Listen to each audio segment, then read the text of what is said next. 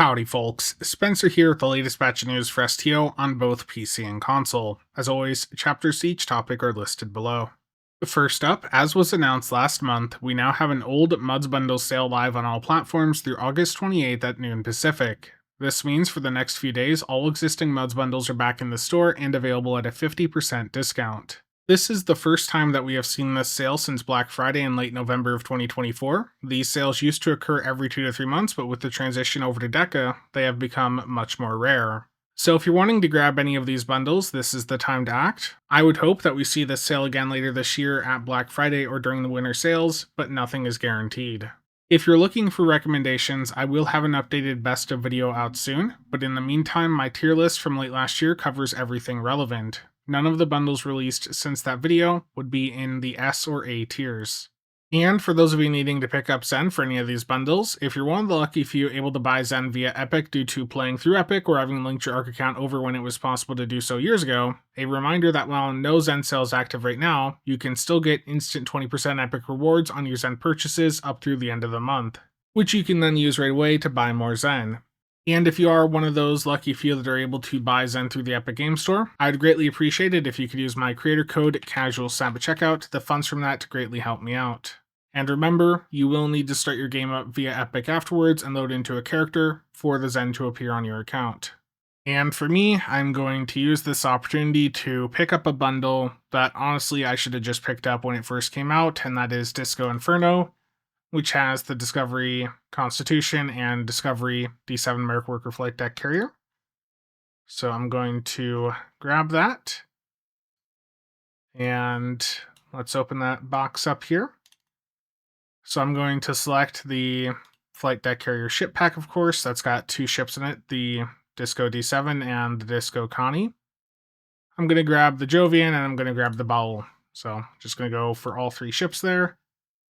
And I've now got them on account-wide unlock. And with these ships that have multiple selections from them, a reminder that you can just go right back into the Muds store here, go to the ships tab, go to the ones that you've purchased, and you can just claim it as many times as you need to get the box again so that you can get both ships. So there it is. There is the Disco Inferno bundle finally on my account. Next up, PC players currently have a Start Your Adventure sale up until August 24th at noon Pacific. That is 25% off everything in the services, uniforms, personnel, and starter packs tabs of the store. For starter packs, there are better deals to be found during 35% bundle sales, but for the other categories, 25% is great, especially for slots and services, so take advantage if you're needing any of those. And alongside this is a 20% sale up through September 2nd for the Captain Alteration tokens. And on the event side for PC, we have a double experience event that started today and runs until August 26th at noon Pacific, so if you have any characters to level up this weekend, it'll be a great time to do so. And we currently have a Red Alert event active on PC up through September 2nd.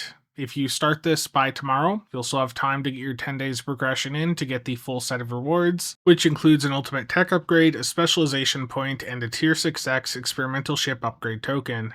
And as I covered in my roadmap predictions video last Saturday, we should see the Voth event pop up on September 2nd immediately following this Red Alert event, and again that is the 5th part of the year-long event campaign. And now for the PC patch, this attempted to address issues seen with the Hellbore Light Starship trait from the Warden, which resulted in it severely overperforming and breaking some task force operations. The first thing here is they fixed the math error preventing the 10k cap from working, and as far as I can tell, that does now actually work.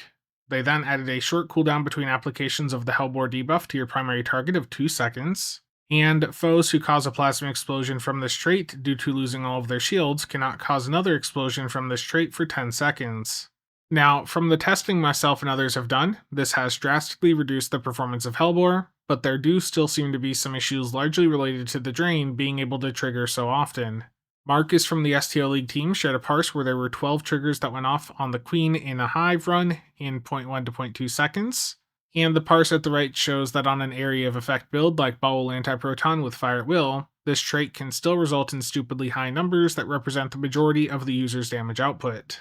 So it's much better from where it was, but there is still clearly something off with how frequently it can trigger.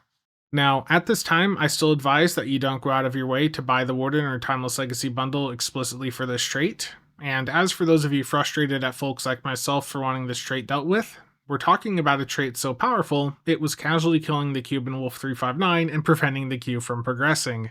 I know the big numbers felt good, believe me, I know, but when something is so powerful it is just casually breaking content and preventing content from progressing, that needs to be addressed. And the other big question with Hellbore is it actually working as they intended? At face value, you'd think that this trait is meant to buff up cannon rapid fire and beam overload. Single target builds like that are far behind in the current meta, as area of effect setups with fire wheel or cannon scatter volley perform significantly better in most content.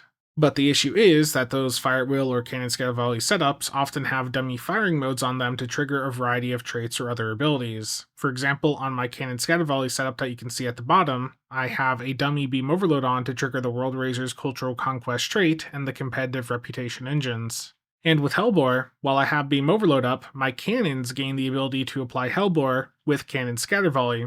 That interaction and running rapid fire to trigger Hellbore on a fire wheel setup has certainly raised some questions. And truthfully, I don't know if that's how the devs intended for this trait to be used. And while we're on the topic of Timeless Legacy, for those of you over on console, it should finally be arriving over there next week with an introductory 25% discount. Aside from Hellbore, nothing has changed in that bundle from my week 1 review, which I'll have linked below for those interested. And next up for console players, the 4th part of the year-long event campaign, the Reflections of Empire event, will be starting up over there on August 26th and then running for 3 weeks. So if you're needing to get any of your event campaign progress done, make sure to take advantage of that event and to continue playing it after you complete the initial 14 days. And the last thing for console is just a reminder that there is some dilithium sales and events going on over there until August 28th at noon Pacific. So you guys have a 20% discount on ships that cost dilithium at the shipyard vendor. You've got the standard bonus dilithium for a variety of content in the game. And most importantly, you guys have a return of the Vandy Shields into the dilithium store for a limited time. So if you're looking to pick any of those up, then make sure to take advantage. And next week, there will be a 10 forward stream on Thursday the 28th at 11 AM Pacific to go over an upcoming ship. Again, as covered in prior videos, this will likely be either the Atlas II or the Tier 6 version of the Voth Bulwark, which could potentially be the free reward from the upcoming Voth event. And next up for PC players, if you've made it this far into the video, over on the Builds Discord in the giveaways channel over there, there's a new giveaway up for a Tier 6 promo ship choice pack, courtesy of Salty. All you have to do to enter is hit this blue giveaway button right below the giveaway post, and you'll be entered for a chance to win. If it fails, just hit it again, and if it keeps failing over and over, just wait 30 minutes and try again. And the final thing I have for you guys is that 2 new Star Trek games have been announced this week. One of them is a VR full-body narrative survival experience set in the Star Trek universe, Star Trek Infection. And interestingly, that one has a mature rating, so if you're someone that likes VR games, I imagine that'll be an interesting experience.